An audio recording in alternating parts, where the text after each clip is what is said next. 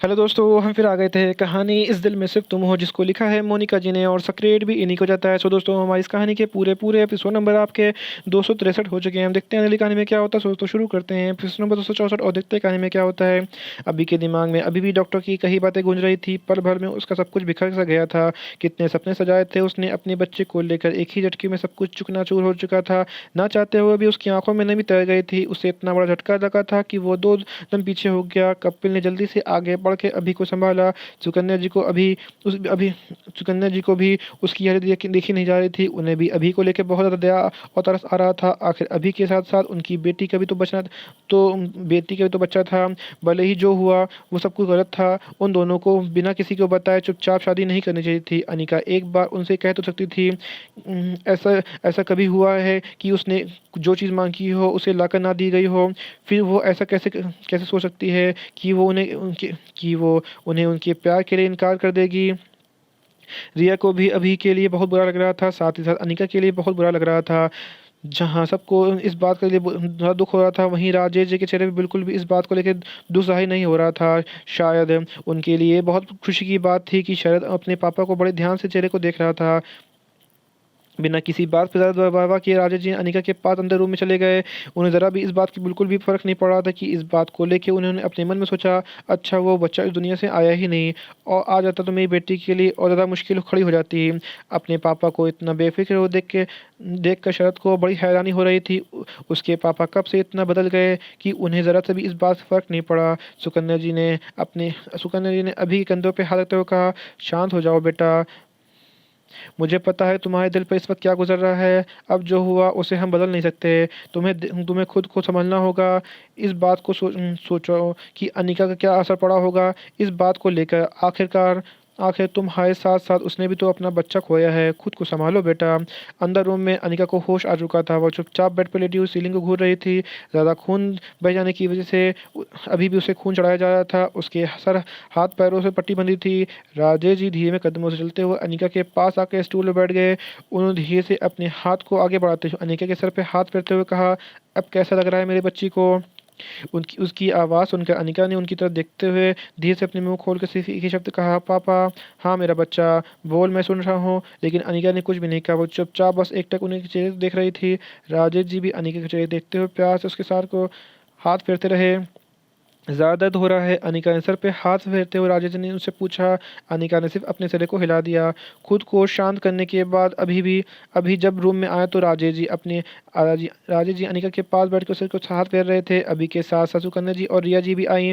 विपिन चाचू को एक ज़रूरी काम आ गया था, इस वजह से वो वहाँ से नहीं आ पाए थे। जब अनिका को एक्सीडेंट हुआ था और शरद ने जब ये बात घर में बताई तो उनके बाद प्रतिभा जी को कुल कुल कुछ पता नहीं था, जिस वजह से विपिन बहुत ज़्यादा परेशान हो गए थे। वो अभी भी इन्हीं को ही ढूंढ रहे थे, लेकिन उनका अभी तक कोई अता पता नहीं चल रहा था। यहाँ तक कि उनके ससुराल में भी फ़ोन करके पता किया गया था, वहाँ पर हैं, लेकिन वहाँ पे भी नहीं गई थी, जिसकी वजह से विपिन को समझ नहीं आ रहा था कि आखिर प्रतिभा जी कहाँ चली गई हैं।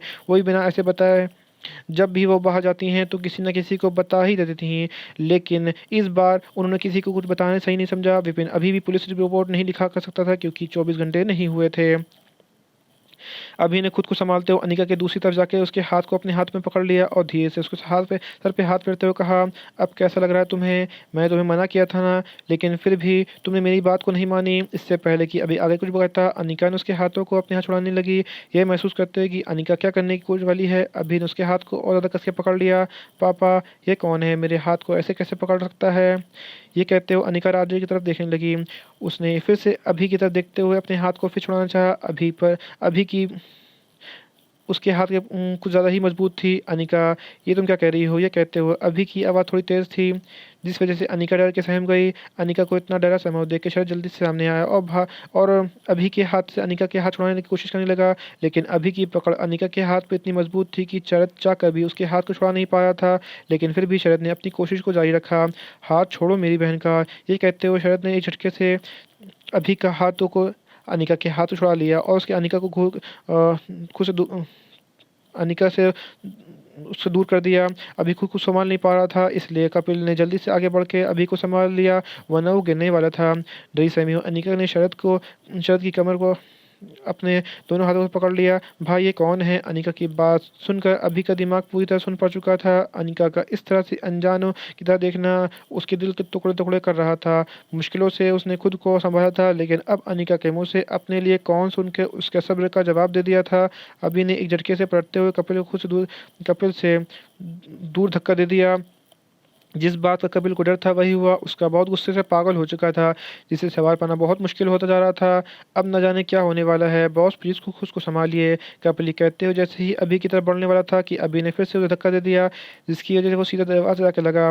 अभी ने इतनी तेज धक्का धक्का दिया था कि कपिल को ऐसा लगा जैसे उसकी रीढ़ की हड्डी ही टूट गई हो। अचानक से उसके शरीर से टूटने की आवाज़ आई। उसकी अचानक से किए गए रिएक्शन से सभी हैरानी से देख रहे थे। आगे बढ़ते हुए अभी ने शरद को अनिका के धक्का दे दिया और उसे दूर कर दिया। अनिका उसके दोनों हाथ कंधों को मजबूत पकड़ते हुए कहा, क्या कहा तुमने अभी?" ये कहते हुए अभी अपने गुस्से और लाल चेहरे से अनिका को देख रहा था। हर बीतते सेकंड के साथ साथ उसकी पकड़ अनिका के कंधों पर खिंचती जा रही थी। अनिका डरी सभी नज़रों से उसे देख रही थी। मैंने पूछा, क्या कहा तुमने अभी? एक बार फिर से कहना जरा, क्या कह रही हो? तुम मेरी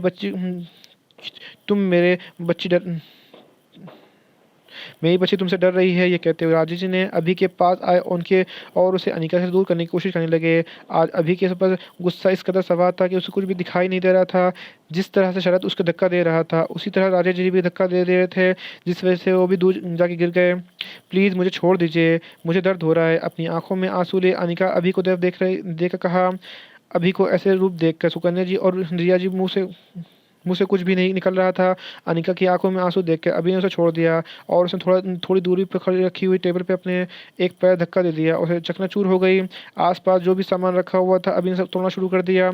खुद को संभालते हुए बड़ी मुश्किल से राजेश जी और शरद खड़े हुए अभी के इस पागलपन को देख के ज़्यादा हैरान थे। टूटने की वजह से हॉस्पिटल का सारा स्टाफ अनिका के रूम में दौड़कर आ गया। अभी को रोकने के लिए उसकी तरफ बढ़ रहे थे कि अभी ने खुद की तरफ उनकी तरफ बढ़ते हुए एक एक को मारना शुरू कर दिया। हॉस्पिटल के वार्ड बॉय, सिक्योरिटी गार्ड पल भर में रूम में लाश की तरह पड़े हुए थे। बड़ी मुश्किल से कपिल ने खुद को संभालते हुए अभी को रोकना चाहा, लेकिन अभी ने फिर से उसे धक्का दे दिया। सुकन्या जी और रिया जी को तो हैरानी से वजह से आंखें फटी फटी रह गईं, क्योंकि मुश्किल से 10 मिनट भी नहीं हुए थे अभी 20 से ज़्यादा लोगों को घायल कर चुका था। उसका ऐसा पागलपन देखे कपिल में भी आज पहली बार देखा था। ये बात तो उसे पहले ही से पता थी कि उसका बॉस पहले से ही पागल है, लेकिन इतना पागल है उसे आज के पता चला था। अभी के कानों में जब अनिका ने के रोने की आवाज़ आई तो जो कि अब धीरे धीरे सिक्सटियों में बदल गई थी। अभी ने धीरे से पलटते हुए अनिका जो कि दोनों घुटनों के बीच में अपना मुंह छिपाकर रो रही थी। डॉक्टर ने जब रूम में आते हुए अपने वार्ड बॉय को और सिक्योरिटी गार्ड को साथ रूम की ऐसी हालत देखी तो उसमें भी अपनी आंखों को विश्वास नहीं हो रहा था। इससे पहले डॉक्टर कुछ कहता, अभी ने अचानक से उसके पास आके उसके कॉलर को अपने हाथों में पकड़ लिया। उसे घसीटते हुए अनिका के रूम से बाहर उसके केबिन में ले जाकर उसके केबिन के डोर को अंदर से लॉक कर दिया। क्या किया है मेरी अनिका के साथ? वो मुझे पहचानने से मना कर रही है। इतना ज़्यादा डर चुका था कि वो इतना ज़्यादा डर चुका था कि उसने उसको कहने दिया, I am very sorry sir. Ma'am के सिर पे कुछ ज़्यादा गहरी चोट लगी है, जिस वजह से उनकी मेमोरी लॉस हो चुकी है, लेकिन सिर्फ कुछ ही टाइम के लिए है कि मेमोरी किसी भी टाइम वापस आ सकती है। उन्हें ठीक होने में शायद 1 मंथ 1 वीक भी लग सकता है। अभी उनकी कंडीशन के बारे में ठीक से कुछ कहना वना नहीं कह सकते। डॉक्टर इतना ज़्यादा घबरा चुका था कि उसने सब कुछ अपने आप ही गूगल दिया। स्टार्टिंग में हमने सिर्फ इस बात का अंदाज़ा लगाया था लेकिन हमें भी नहीं पता था कि ये सब कुछ सच में हो जाएगा। उनके ब्रेन को देख के ऐसा नहीं लग रहा था जितना बड़ा शौक आपको इस बात से लगा है उतना ही बहुत शौक हमें भी लगा है। ऑपरेशन बिल्कुल सक्सेसफुल हुआ था, कहीं भी गलती की गुंजाइश नहीं थी। मैम की मेमोरी जानी तो नहीं चाहिए थी, लेकिन इस बात को मैं पूरे दावा से कह सकता हूँ कि मेमोरी जल्दी ही वापस आ जाएगी। मैम की मेमोरी सिर्फ टेम्परेरी टाइम के लिए ही लॉस हुई है। उनका अगर ठीक से ध्यान रखा जाए तो वो जल्द ही उनकी मेमोरी वापस आ जाएगी। ये आप पे डिपेंड करता है कि आप उनकी कैसे देखभाल कर रहे हैं। यहीं पे कहानी का एपिसोड नंबर आपका 263 कंप्लीट होता है। मुझे लगता है वक्त है तो मैं इसी में कहानी का एपिसोड नंबर 264 ऐड करता हूँ और देखता हूँ कहानी में क्या होता है। अभी के गुस्से में इस कदर पागल हो चुका था कि उसे कुछ समझ नहीं आ रहा था। इस टाइम वो अनिका के पास भी नहीं जा सकता था। वह उसे देख के पहली बार डर चुकी थी। उसे कुछ समझ नहीं आ रहा था कि वो सब क्या हो रहा है। पल भर में उसका सब कुछ खो चुका था। अनिका उसे पहचानने से मना कर रही थी। उसका बच्चा जो भी कुछ था वो नहीं, वो आया ही नहीं इस दुनिया में। वो भी उससे गुस्सा होकर दूर चला जा चुका है। एक बार फिर सब अकेला हो चुका है। यूपी पेंट हाउस में राधिका की जब आंख खोली तो उसने खुद को बेड पे अकेला ही पाया। सुबह जब उसने अपनी गर्दन पे किसी की गर्म सांसें महसूस हुई थी। डर और घबराहट की वजह से धड़कनें बहुत तेज चलने लगी थी। लेकिन जैसे ही उसने अपनी उस जानी पहचानी आवाज़ सुनी, तब जाकर राधिका के दिल को थोड़ी तसल्ली मिली। उस टाइम वही बता सकती थी कि वो पार्थ को देख के कितनी ज़्यादा खुश थी। खुशी की वजह से उसकी आंखों में आंसू आ गए। क्या हुआ, सपना देखा क्या? इतना कहते ही पार्थ ने राधिका के सिर पे प्यार से हाथ फेरा। अब डरने की कोई ज़रूरत नहीं है, मैं तुम्हारे साथ हूँ। पार्थ का इतना कहना ही था कि राधिका के लिए काफ़ी था। एक पल में ही राधिका को ऐसा लगा कि उसे सब कुछ मिल चुका है। वो जल्दी से पार्थ के गले लग गई। उसने अपने दोनों हाथों को पार्थ के कमर पर लपेट लिया। उसके सीने में अपने चेहरे को छुपा लिया। राधिका रोने लगी। पार्थ तो पहले ही हैरान था राधिका की इस हरकत से, और अब इस तरह से राधिका का रोना उसे समझ नहीं आ रहा था कि अचानक से इस लड़की को हो क्या गया। थोड़ी देर पहले डर रही थी, अब रो रही है। उसने धीरे से राधिका को पीठ को अपने दोनों हाथ से फेरते हुए कहा, अब क्या हुआ, तुम रो क्यों रही हो? मैंने कहा ना, मैं तुम्हारे साथ हूँ। इतनी जल्दी मुझसे पीछे छुड़ाने के बारे में सोचना भी नहीं। और ना ही मैं तुम्हारा इतनी जल्दी पीछे छोड़ने वाला हूँ। इस बात को लेकर तो दुखी नहीं होना कि कितना अच्छा मौका था मुझसे पीछे छुड़ाने का। तुम्हारे पास तुम्हारे हाथों से निकल गया मौका। ये आदमी जब भी अपना मुंह खोलेगा हमेशा कड़वा ही बोलेगा। रोते हुए राधिका ने पात की बातों को सुन के अपने मन में कहा। राधिका जल्दी से पास से दूर हो गई और अपने चेहरे को दूसरी तरफ फेरते हुए कहा, हाँ, इसी बात को लेकर कुछ दुखी हूँ। अब तो आपको खुशी मिल गई होगी ना? अपनी बात करके राधिका बेड से उठने लगी तो पात ने उसके बाजू को पकड़ के वापस बेड पर लिटाते हुए उसकी आंखों में देखते हुए कहा, मुझे पता है तुम तो यही चाहोगी कि जल्दी जल्दी तुम्हारे तुम्हारे मुझसे पीछे छूट मुझे पता है तुम तो यही चाहोगी कि जल्दी से जल्दी तुम्हें मुझसे पीछे छूट मुझे पता है तुम यही चाहोगी कि जल्द से जल्द तुम्हारा मुझसे पीछा छूट जाए, पर मेरे होते वैसा कभी नहीं होने वाला। ये बात जितनी जल्दी तुम अपने भी छोटे से दिमाग में बैठा लो उतना ही अच्छा होगा। ये कहते हुए पात ने राधिका को सिर पर टच किया और, आप ये क्या कह रहे हैं? उठिए मेरे ऊपर से। ये कहते हुए राधिका पात को अपने ऊपर से हटाने लगी, लेकिन पात अब बिल्कुल भी अपनी जगह से हिला नहीं। राधिका ने फिर से पात को अपने ऊपर हटाते हुए कहा, अब हटिए, मुझे जाना है। तुम्हें पता भी है तुम इस वक्त कहाँ पे हो? पात के इस सवाल पर राधिका की मुझसे कुछ भी नहीं निकला। उसे सच में नहीं पता था कि उस वक्त कहाँ पे है। मैं अपने आप मैं अपने आप अपना रास्ता ढूंढ लूँगी। बस आप मेरे ऊपर से हटिए तो सही है। नहीं, मुझे अभी और सोना है। इतना कहते हुए पात ने अपना सिर को राधिका के सीने में रख दिया। पात के इस सडन एक्शन से राधिका एक पल के लिए हैरान रह गई, क्योंकि आज से पहले ऐसा कभी भी नहीं हुआ था। थोड़ी देर बाद जब राधिका ने खुद को देखा तो पाया पात ने अपने शरीर को लगभग सारा वजन राधिका के ऊपर डाल दिया था, जिससे राधिका को कैसा लग रहा था वो किसी चट्टान की डूबी हुई है। आप ये बिल्कुल भी ठीक नहीं कर रहे हैं। राधिका ने फिर से उसे अपने ऊपर से हटाने की कोशिश करते हुए कहा, मुझे जज करने वाला ये कोई नहीं है। मुझे नींद आ रही है, सोने दो, वरना मेरा मूड तो और भी कुछ करने का है। तुम साथ दो तो मैं शुरू करूं? नहीं, ये कहते हुए राधिका ने लगभग चिल्ला ही दी थी। ये सोचते हुए राधिका के चेहरे पे एक मीठी सी मुस्कान थी। क्या मेरी लाइफ में एक नॉर्मल लड़की तरह हो सकती है? राधिका ने खुद से सवाल किया। हॉस्पिटल में अनिका जिद करने लगी थी कि घर जानने की। सब लोगों के लाख समझाने के बाद भी अनिका ने किसी की बात नहीं सुनी। वह जिद पे अड़ी हुई थी यहाँ से जाने के लिए। थक हार के शरद ने अनिका के डिस्चार्ज पेपर रेडी करवा दिए थे। डॉक्टर ने बहुत कोशिश की थी अनिका को रोकने के लिए। कम से कम 3 दिन तक तो हॉस्पिटल में रेस्ट करना ही था। अभी उसके लिए मेडिसिन चेकअप भी बाकी था, लेकिन उसने किसी की एक बात नहीं सुनी। जब अभी को पता चला कि अनिका डिस्चार्ज लेकर घर जा रही है तो भागता हुआ उसे रूम में पहुंचा तो पाया अनिका पहले ही रूम से बाहर निकल चुकी है। अभी हॉस्पिटल के टेरेस पे था। जब कपिल ने उसे बताया कि अनिका घर जाने वाली है, वो जल्दी से नीचे आया तो पाया अनिका पहले ही रूम के जा चुकी है। अभी जब हॉस्पिटल के एंट्रेंस गेट पहुंचा तो देखा अनिका गाड़ी में बैठने वाली थी। अभी ने अनिका को रोकना चाहा, लेकिन राजेश जी ने अभी को अनिका की तरफ आता देख लिया था, इसलिए उन्होंने जल्दी से अनिका गाड़ी में बैठाया और जल्दी से वहाँ से जाने वाले थे।